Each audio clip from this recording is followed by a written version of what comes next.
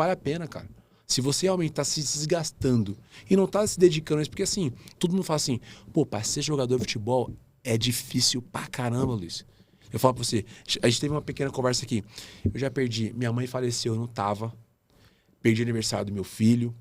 Perdi inúmeras datas assim que eu nem sei meu aniversário. Quantas vezes eu passei meu aniversário jogando, entendeu? Então assim, eu perdi todo o meu tempo da minha carreira porque assim, eu perdi, entre aspas, o lado pessoal. Foi o sacrifício que você fez, né? Hoje vale a pena, por um lado, mais do que eu perdi. Só que assim, pra mim valeu a pena. Sim. Só que hoje eu consigo automaticamente tomar algumas decisões. Porque lá atrás eu pensei.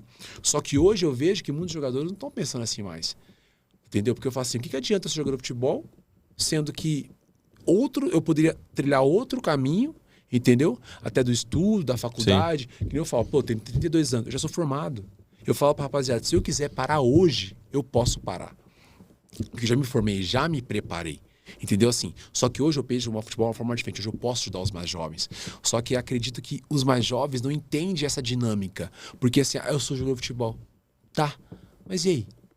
Mas e aí? Que eu falei pra você, hoje a juventude está mais preocupada com o celular e o dente. Sim. Dente branco, entendeu? Não tá preocupado realmente com o futuro.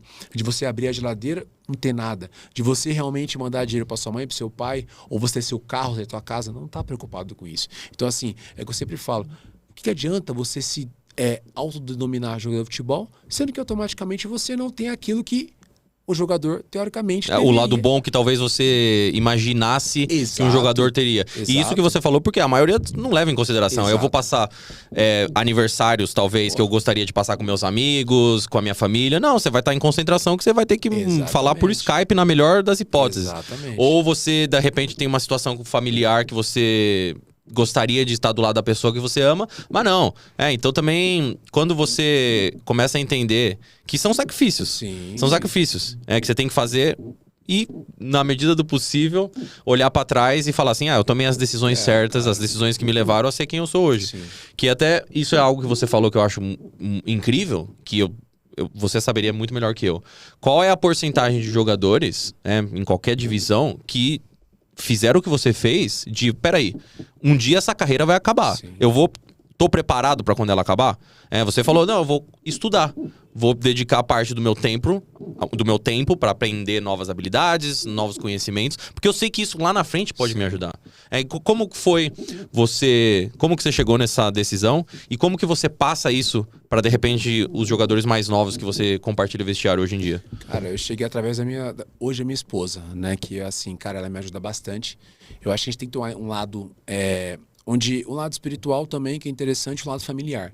E ela me mostrou que realmente, assim, porque eu achava que os problemas que eu tinha seriam só os meus problemas. Mas ela começou a me mostrar que na vida corporativa também tem os mesmos problemas. E eu comecei a analisar, eu falei assim, então quer dizer que eu achava que é de uma maneira e é outra. E ela estava começando a faculdade e eu falei assim, cara, por que eu não começo também? Porque assim, Luizão, é que eu sempre falo, nós jogadores, geralmente treinamos 2 horas por dia só, cara, de treinamento, 2 horas por dia. E eu ficava pensando assim, o restante do dia, o que eu tô fazendo? Aí eu comecei a tocar cavaco, né, como você sabe. O Gabriel, acho que começou a tocar pagode por causa de mim. E aí o cara falei assim, cara, eu tenho muito tempo vago, velho, então eu preciso ocupar minha cabeça, porque assim, é que nem você fala, a cabeça vazia é a oficina enfim, entendeu? Então eu falei, cara, eu preciso ocupar minha cabeça, eu vou começar a estudar. Primeiro começou por causa do inglês, que eu te falei, eu falei, cara, então assim, me ajudou.